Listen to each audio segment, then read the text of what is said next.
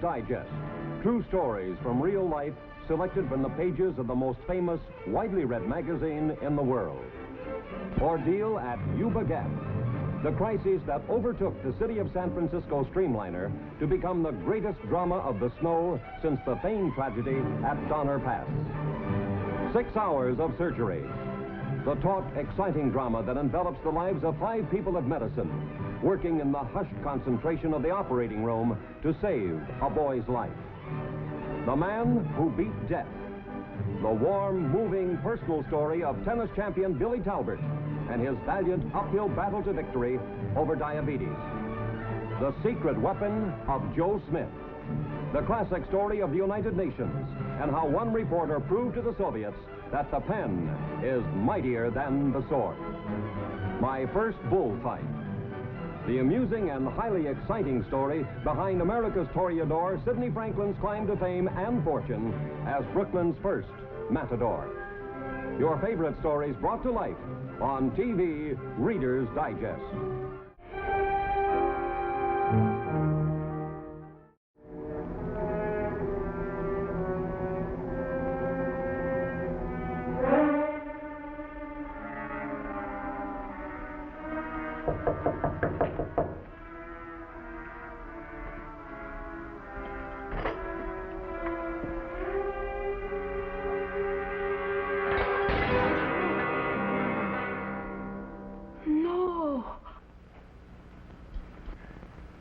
Ring the police.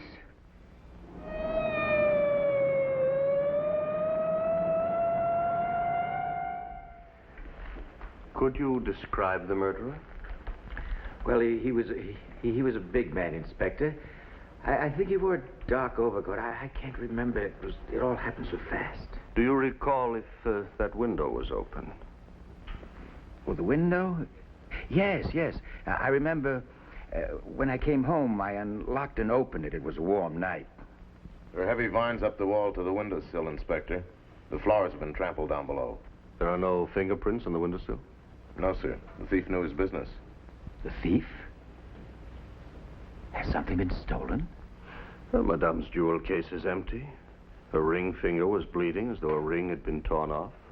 Her engagement ring.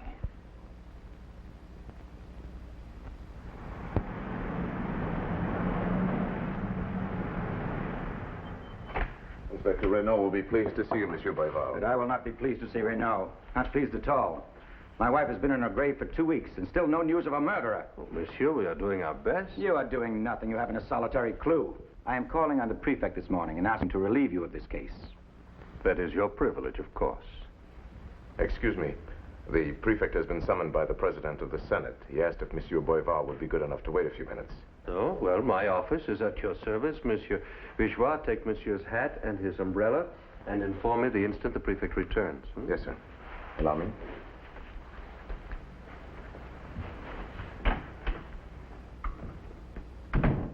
can't understand it. You call yourself policemen.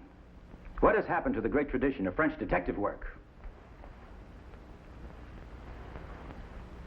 Now, that man there, Bertillon, if he were alive today, the murderer would be behind bars.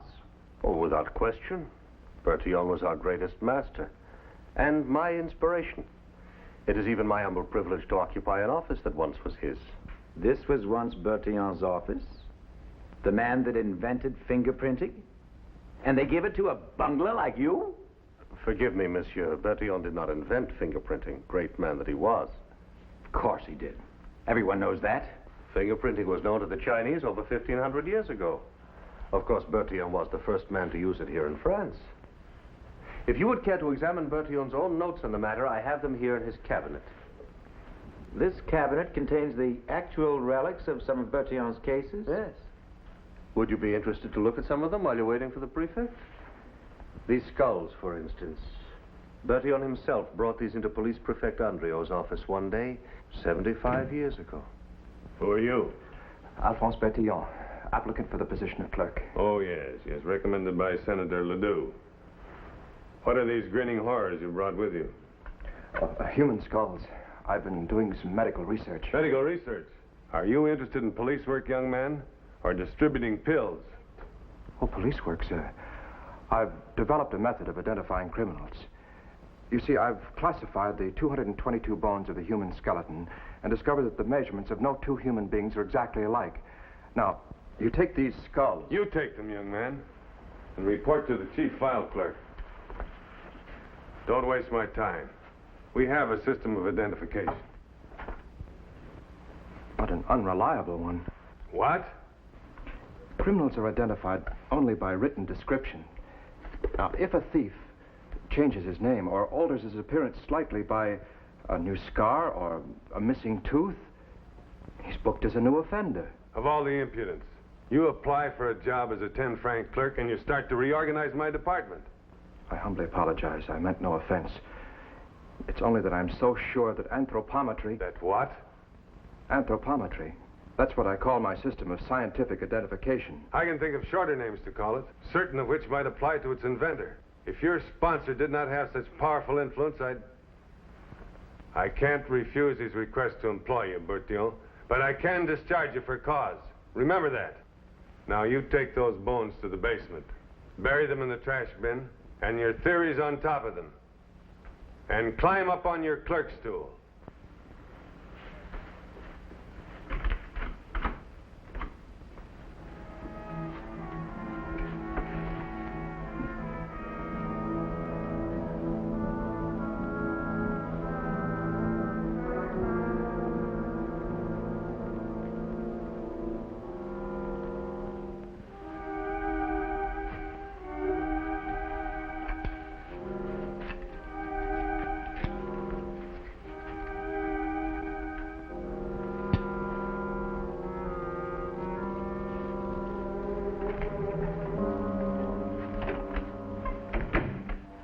At it again, eh? Still convicting crooks by the centimeter? My lunch hour. Why don't you go home and have lunch like a sensible man? Incidentally, take your skinny friend with you and keep him there for a few days. Why, I haven't finished my new calculations. Having visitors from upstairs, inspection of files. We haven't had an inspection in years. They hardly know these files exist, and why should they? They're as useless as we are. We have jobs, Alphonse, and salaries every Saturday, and a new prefect. Oh, he's arrived? Have you seen him yet? What sort of a man is he? I haven't yet had the pleasure of meeting the distinguished Monsieur Camecasse, but the department's crawling with rumors. They say he's a devil for detail. Before the ink was dry on his appointment, he was going through Andrieux's files. Nobody's job is safe. What's that? Armand is warning us. Someone is coming down. Shove that out of sight and get to work.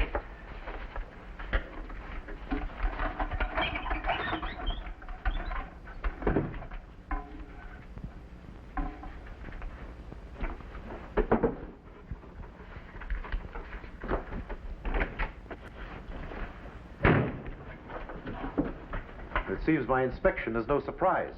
I wish this bureau could read the criminal mind as well as it does mine. So, these are the identification files? Yes, Monsieur Camecasse. You're the chief clerk? Yes, sir. This room's a disgrace. Yes, sir. We were going to have house cleaning, sir. I shouldn't look in there. So, there's a skeleton in the chief clerk's closet. It's not mine, sir. It's his. Yours? Yes, sir. And you must be the Bertillon who wrote the report I read in Andrieux's files on some strange measurement system. Anthropometry. Yes, sir, I wrote it. In government ink, on government paper, and government time. Well... Young man, I can't waste this department's budget that way. I warned him, sir. Kindly allow me to warn him. Perhaps it will have more effect. Your report describes the present identification files as unreliable and virtually useless. Well, I agree, Bertillon, emphatically. While your system, at least, is original.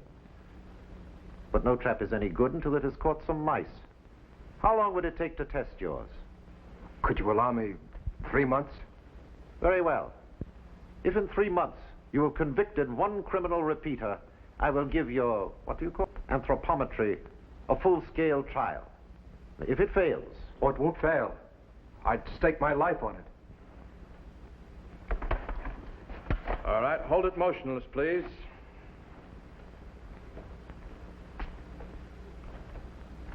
That's all.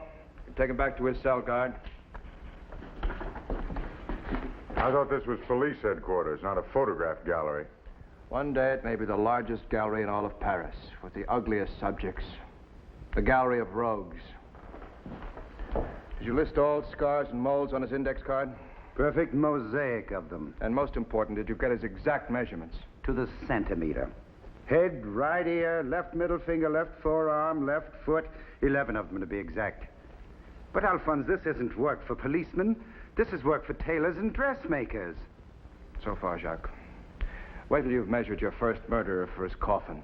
I won't have long to wait. Your 3 months are up next Friday. Ah.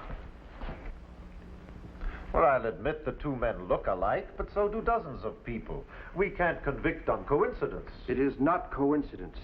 Their 11 measurement points are identical. My research proves that no two human beings grow exactly alike. Well, I've sent for the prisoner himself, Bertillon. If you can convince him, you'll convince me. Come in.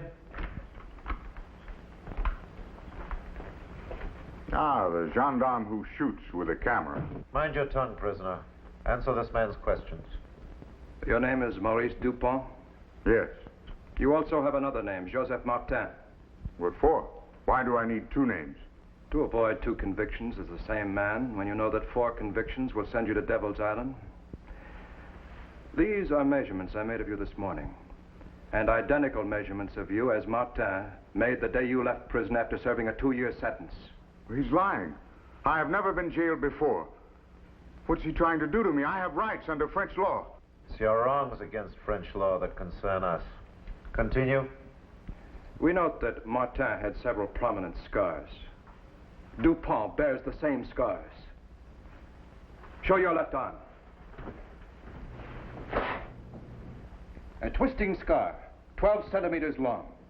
There are 9 other such precise similarities. Sure. He had 2 eyes, 2 ears, 2 hands.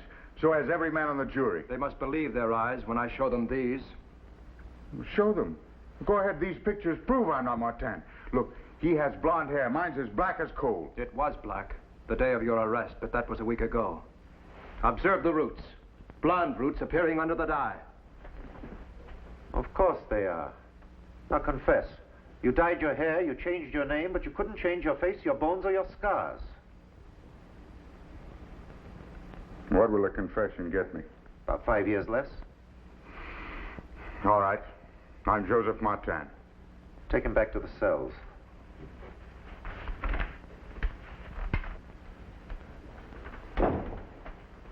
Well, a good beginning, young man. If your system meets every test as it has met this one, we shall have to give up being policemen and become scientists.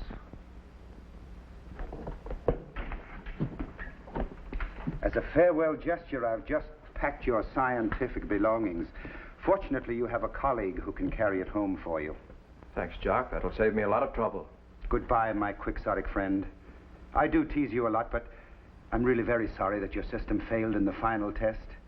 You'll find another job. I've got another job, and I'm not going home.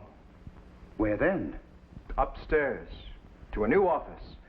I've been appointed special assistant to the prefect to catalog every known criminal in Paris under a new system to be called the Bertillon measurements. And this was the office Bertillon moved into. In the first year of his system, over 7,000 criminals were arrested. The jails of Paris could hardly hold the repeaters. And police departments all over the world began using Bertillon measurements. I wonder what could be holding the prefect. I regret this delay, Monsieur Boyaval. And I regret you're not as clever at solving crime as you are at reminiscing about it. Only Bertillon could solve a perfect crime. That coil of rope, for example. That furnished the clue to one of his greatest triumphs. Would you care to hear the story? Go ahead. A dead man was found in an alley in the Latin Quarter. His body grotesquely doubled up and bound with that rope. You did well, Duclos, not to move the body. If I were you, Alphonse, I'd move the body to a morgue and forget the whole case. I've examined the surroundings. The murderer left no clue whatsoever. You haven't a very sharp eye, Jacques, for a man who's just been promoted to detective. You have a sharper one? 100 times sharper. At the laboratory. What's this your partner's telling me, Bertillon? That you're looking for a murderer under a microscope? I've reported the case as unsolvable and asked to be relieved from it. Well, it does seem one of those hopeless ones, Bertillon. You can withdraw, too, if you wish, without prejudice. Withdraw? It's the last thing I want to do. Look at what I've discovered on that rope that bound the dead man. And on his clothes. Well, they look like fleas to me. But half the poor hungry devils of Paris have fleas. They are a rare species of black beetle. They're blind and can only live in enclosed, pitch-dark places. Which narrows the search down to the 100,000 cellars of Paris. Oh, no. Only the wine cellars, along the Seine. Because fungi of wine fermentation is present. Also found in the victim's clothes were grains of a certain sand found only on the banks of the river. But how can you guess which cellar the dead man came from when you don't even know his name? I shall know his name in a day or two. I know this much already. He was an accountant or an office clerk. Well, how have you decided that? Because his hands are white and show no signs of manual labor. Also, his right sleeve is cleaner than his left. Why does that make him a clerk? Oh, Jacques, even you should know that. You were a clerk long enough. Remember the special cuffs we wore to protect our right sleeve? What do you think of all this hocus-pocus, Hugo? It's extraordinary, monsieur. It's a whole new conception of police work. Here's a new young man I don't know what to do with, Bertillon. He has education, sometimes a disadvantage to a policeman. You want him? If he's interested, by all means. You're relieved, Jacques. Thank you. I am most relieved. Put on your magic spectacles, you two, but remember, I require results. Since we're going to work together, I must ask what you consider the most essential qualities for a good detective. Imagination, scientific curiosity. No, my friend. Patience and shoe leather. I want you to cover every mercantile house in Paris to discover the identity of the dead clerk. Here is his photograph and description. Yes, sir.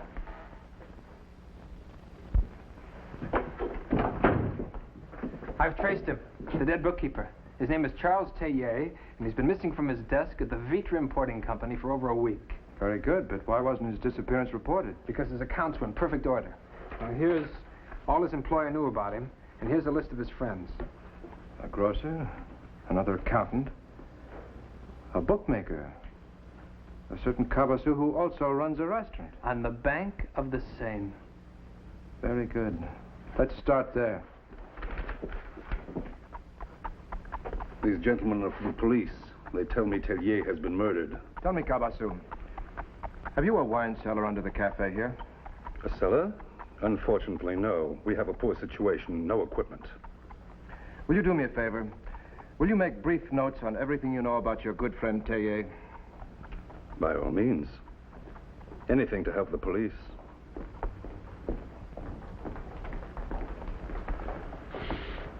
What do you make of it? A cafe without a wine cellar?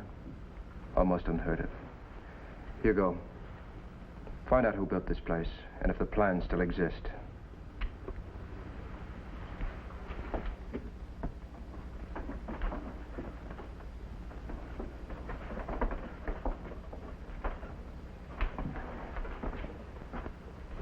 Hugo, that rope. Cut a sample of it.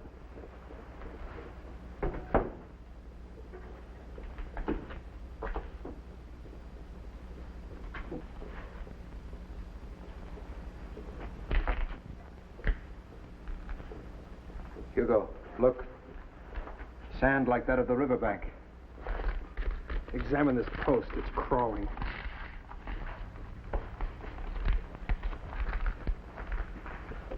Oh. Tiny blind beetles. Scrape some of them off, Hugo.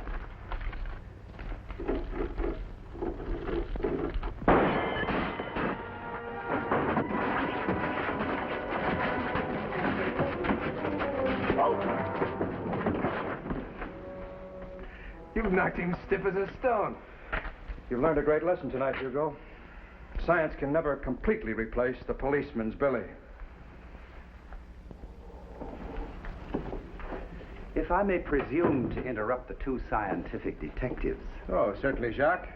Your solution of the Tellier case has caused comment even in New York. You're becoming a famous man. Some clippings came in I thought you might like to see. Oh, thank you, Jacques.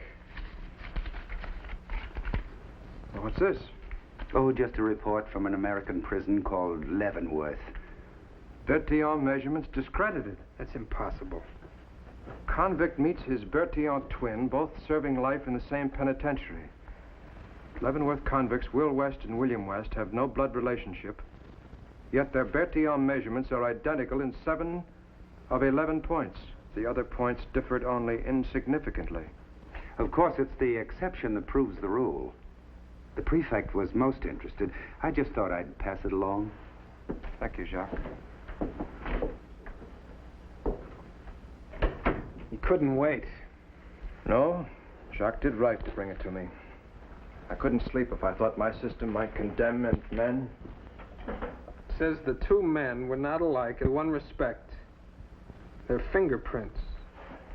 How is that? I've been studying fingerprints for quite some time. From now on, I think we should include them in on the measurement cards. But her fingerprints never alike. Seemingly not. The Chinese used thumbprint identification over 1,500 years ago because they were never able to find two the same. The London police have been trying it out lately.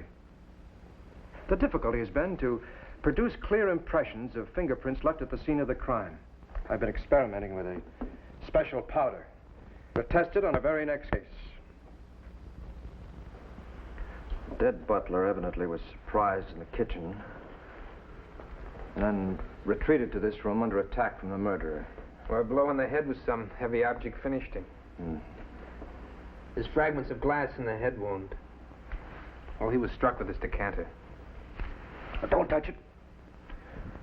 Try our powder for the first time. Oh, Hugo, since nothing was stolen, I want you to find out from the other servants if this man had any private feuds or personal enemies.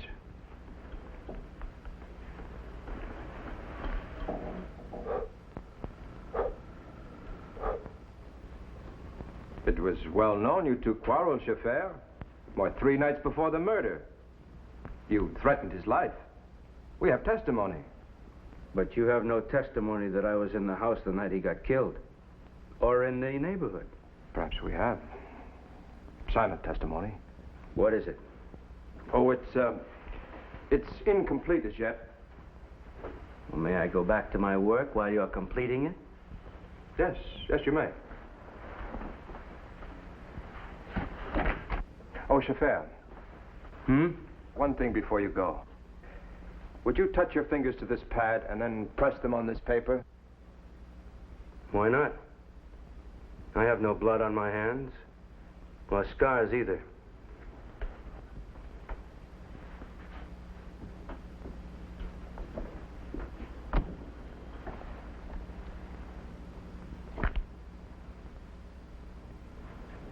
This is the silent testimony that Bertillon took that day from Antoine Scheffer.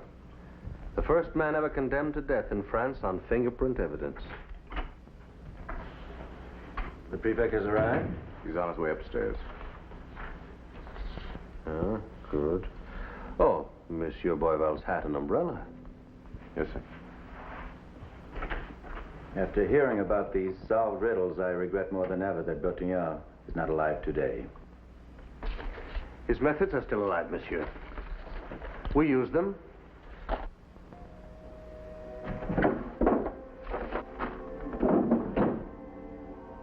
Your beloved wife's engagement ring.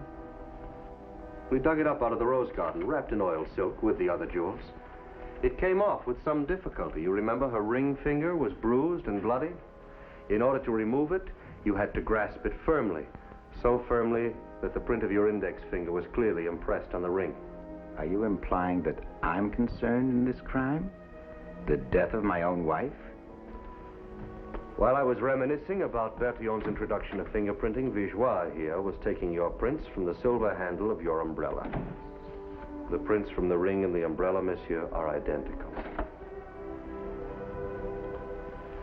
As you said, it is unfortunate that Bertillon is no longer alive.